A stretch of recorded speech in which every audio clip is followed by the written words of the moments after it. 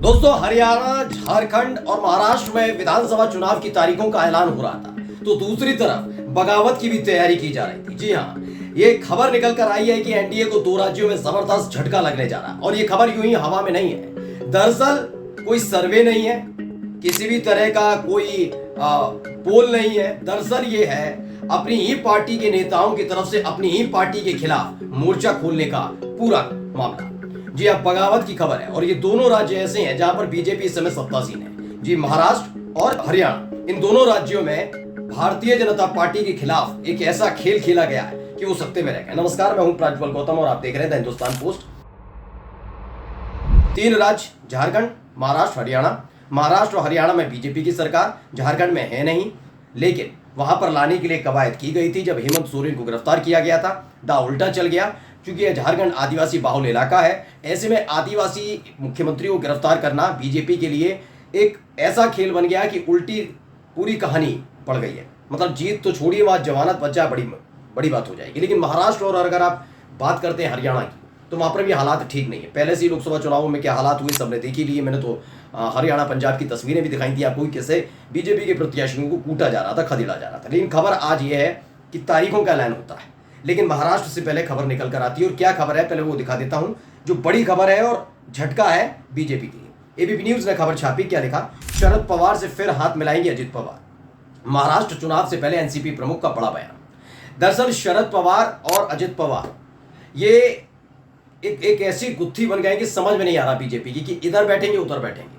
जब चुनावों का ऐलान हो रहा हो, तारीखों का ऐलान हो रहा हो, तभी एक खबर निकल कर आए कि अजित पवार से एक सवाल पूछा गया है कि आप अपने चाचा शरद पवार के साथ जाएंगे, जबकि उनको मना कर देना चाहिए, नहीं जाएंगे, लेकिन वो कहते हैं नो कमेंट्स, यानी वो जा सकते हैं। पिछले कुछ दिनों से अजित पवार के तमाम एक बयान निकल कर सामने आए, जिन बयानों से साफ पता लगता है वो बीजेपी के साथ खुश नहीं है। वो सिलसिलेवार तरीके से बताऊंगा, लेकिन ताजा जो बयान है वो देख लीजिए क्या है।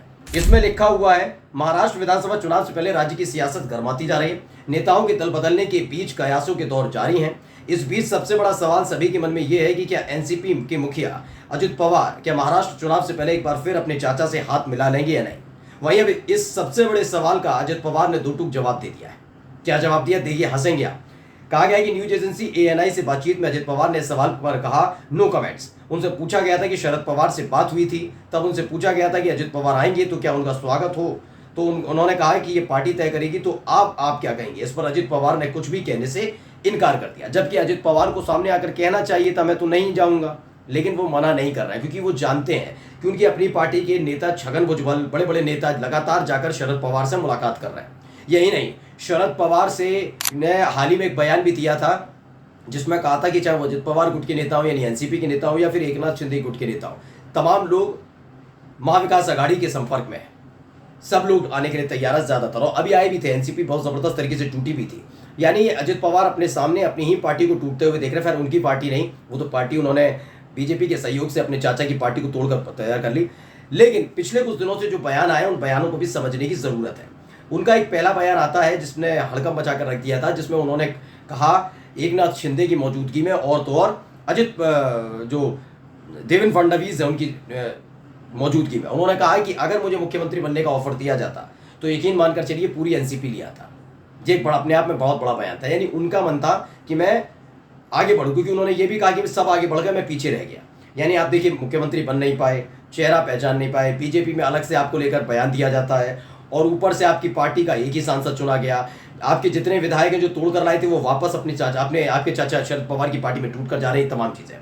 इस बीच इन्होंने एक और बयान दिया था, देखिए इसी में लिखा है, वैसे मैंने बता चुका हूं कोई दिन पहले। जनसम्मान यात्रा के दौरान महाराष्ट्र के उप मुख्यमंत्री अजित पवार ने कहा कि मैं अपनी सभी बहनों से प्यार करता हूं, राजनीति को घर परिवार से अलग रखना चाहिए। मैंने पत्नी सुनेत्रा पवार को चुनाव मैदान में अपनी बहन के खिलाफ उतारकर गलती की। दरअसल इन्होंने अपनी पत्नी सुनेत्रा पवार को बारामती सीट से मैदान पर उतारा था, जहां शरद पवार की बेटी सुप्रिया सुले, जो रिश्ते में अजित पवार की बहन लगती हैं, उनके खिलाफ उतारा था। वो बात अलग है, सुप्रिया सुले जीत गई और अजित पवार की पत्नी चुनाव हार गई। ये सारा का सारा स्कीम जो है, ये ऐसी स्कीम हमेशा बीजेपी लेकर आती है। जैसे उत्तर प्रदेश में आपको मालूम होगा, नेताजी यानी मुलायम सिंह यादव के निधन के फौरन बाद मैनपुरी सीट पर उपचुनाव होता है। उस उपचुनाव में डिंपल यादव को समाजवादी पार्टी मैदान में उतारती है, लेकिन चूंकि अपर्णा यादव जो मुलायम सिंह यादव की छोटी बहू है, वो बीजेपी में है, तो उनके सामने ऑफर रखा जाता है कि वो अपनी जो जेठानी है उनके खिलाफ मैदान में उतरे। लेकिन उस समय अपर्णा यादव ने मना कर दिया था कि राजनीति अलग चीज़ है, मैं इस परिवार के खिलाफ, खासकर नेताजी की सीट पर किसी भी तरह की ऐसी स्थिति क्रिएट नहीं करूंगी जिससे समाजवादी पार्टी या परिवार को नुकसान हो। यानी वहाँ हाथ मलती रह गई थी बीजेपी। लेकिन यहाँ अजित पवार इनकी बातों में आ गए। उन्होंने, अजित पवार ने मोदी शाह के चेहरे, बीजेपी का तूफान आंधी, इसके नाम पर अपनी पत्नी को मैदान में उतार दिया। जिनको उनको लगा अगर उनकी बहन चुनाव हार जाती हैं तो उसके बाद सीधा संदेश जाएगा और एनसीपी शरद पवार वाली खत्म हो जाएगी। लेकिन हो गया उल्टा। सुप्रिया सुले चुनाव हार गई और अजित पवार की पार्टी खत्म होने के कगार पर आ गई। अब खबर यह है कि अजित पवार जल्द ही शरद पवार के साथ आने जा रहे हैं। एक तो झटका ये है। अब दूसरा झटका हरियाणा का दिखा देता हूं। हरियाणा में भी इस साल के आखिर में चुनाव है। क्या है हरियाणा विधानसभा चुनाव? बीजेपी को पार्टी के अंदर से ही चुनौती। पूर्व मंत्री ने कहा लोग वोट उम्मीदवार को देंगे, भाजपा को नहीं। अब बीजेपी के अंदर से ही हरियाणा में लगातार आवाजें उठ रही। दरअसल पहले तो ये समझिए कि पहले जब हरियाणा में सरकार बनी थी 10 साल पहले, तब इनकी जो ये थी पूर्ण बहुमत की सरकार थी। फिर दोबारा चुनाव हुए 2019 में, तो ये अल्पमत में रह गए। लेकिन जेजेपी के साथ, यानी दुष्यंत चौटाला की पार्टी के साथ गठबंधन किया। हाल ही में दुष्यंत चौटाला ने इनको छोड़ दिया और जब ये बिल्कुल अकेले पड़ गए, नायब सिंह सैनी मुख्यमंत्री बन गए, तमाम चीजें हुई। लेकिन लोकसभा चुनाव में हार ने बता दिया कि बीजेपी के हालात ठीक नहीं। अब इनके साथ एक ही पार्टी गठबंधन में है, वो है हलोपा, जो गोपाल कांडा की है, जिन पर कई गंभीर आरोप लग चुके हैं। एयर हॉस्टेज वाला मामला शायद आपको तो पता ही होगा। राम रहीम जैसे लोग, जो सच्चा डेरा सच्चा सौदा जैसे लोग हैं, वो सपोर्ट करते हैं इनको। यानी ऐसे ही लोग जो महिला विरोधी टाइप के हैं, उन्हीं के सपोर्ट से बीजेपी हरियाणा में जिंदा है। अब जब अपनी ही पार्टी के खिलाफ खड़े हुए हैं, अब ये देखिए बीजेपी के नेता ने क्या कुछ कह दिया। हरियाणा के विधानसभा चुनाव के ऐलान से पहले भाजपा अपने नेताओं की बगावत से जूझ रही है। हरियाणा सरकार के पूर्व कैबिनेट मंत्री राव नरवीर सिंह ने अपने आक्रामक तेवरों को जारी रखते हुए बीजेपी को चेतावनी दी है कि अगर उम्मीदवारों को बदलेगी तो उसके पक्ष में लोग हैं, लेकिन अगर उसने पिछला चुनाव लड़ चुके उम्मीदवारों को इस बार टिकट दिया तो एक सीट छोड़कर दक्षिण हरियाणा से उसका सुपड़ा साफ हो जाएगा। साफ साफ बता दिया है कि तय कर लीजिए करना क्या है। क्या दिल्ली में बैठकर मोदी शाही तय करेंगे कि कौन कहां से चुनाव लड़ेगा, या स्थानीय नेता जो हरियाणा की नब्ज को जानते हैं, समझते हैं, वो चुनाव के लिए तैयारी करेंगे? ये तय कर ले कि पहले से तय करके रख लें। अगर नहीं समझ पा रहे तो देख लीजिएगा, क्योंकि हार बहुत जबरदस्त होगी। क्या है, राव नरवीर ने कहा कि बीजेपी को बड़े बदलाव करने पड़ेंगे। उन्होंने कहा कि वो पार्टी के शीर्ष नेताओं को बता चुके हैं। उनका यह आकलन है कि नागल चौधरी से होटल तक केवल अभय सिंह राव ही मुकाबला कर सकते हैं, बाकी पूरा मैदान साफ है। बता दिया कि केवल वही अकेले हैं, वरना एक सीट को छोड़कर पूरे हरियाणा, मतलब दक्षिण हरियाणा जो है, वहां से चुनाव हारने जा रही है भारतीय जनता पार्टी। और पहले से ही देखिए जेजेपी ने साथ छोड़ दिया है। महाराष्ट्र में भी यही हालात, यहीं पर मतलब आप एक तरफ सोचिए, चुनावों की तारीखों का ऐलान हो रहा है, बीजेपी अपने आप को ताकतवर दिखाने की कोशिश कर रही है, तो एनडीए के सहयोगियों के साथ साथ बीजेपी के नेता ही खुलकर बता रहे हैं कि वो चुनाव जीतने नहीं जा रहे हैं।